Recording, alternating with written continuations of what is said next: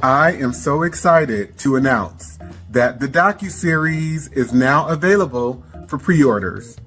Go to DanteKing.com or to DiagnosingWhitenessAndAntiblackness.com to check it out.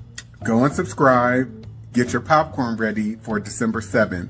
You can also join the launch party, which will be held live through Zoom. See you there.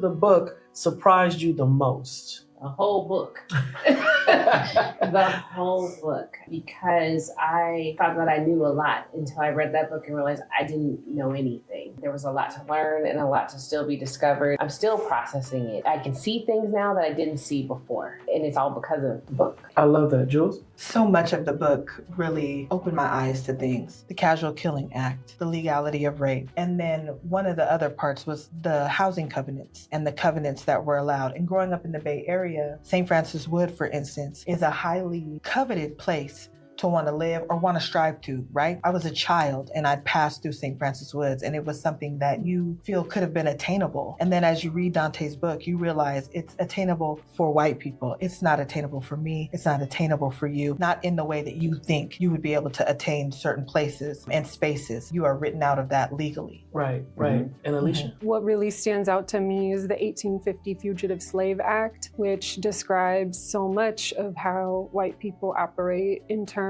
of that act deputizing all white Americans to serve as white racial police against African Americans, whether they're freed or enslaved, and getting incentivized by bounties, by slave auctions to surveil and police and criminalize Black people, and how that persists today, the obsession with it.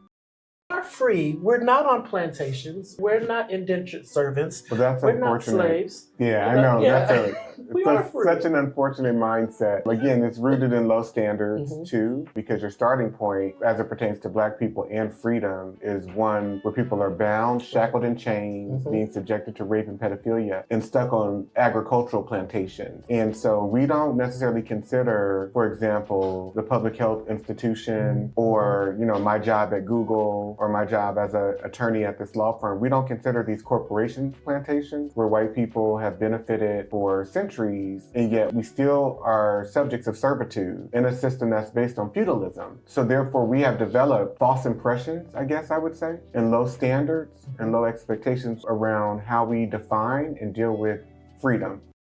The hardest about chapter 3, and what are some key pieces that stood out for you that you would want people to know about or be prepared for? The different laws and the cases and the way that the system has been set up to not protect Black women and Black boys too, and Black men as well, particularly Black women, just for us to be seen, as you said this earlier, just the vessel to give birth and then go back to work. So that shows up in how our birthing outcomes are. It shows up in how we connect with our partners, because there's this constant reinforcement of that you don't matter and you're not valued. And I think you highlight that very clearly, the lack of protection for Black women in chapter 3. I also remember in one of your courses, you asked the class, would they want to be Black women? Everyone said no, right? And that just shows me even more how reinforced it is that being a Black woman, you're at a constant state of lack of protection and also aggression as well. Yeah, and let me be very clear too, because that question was out of the spectrum of all of the identities that I presented as multiple choice answers.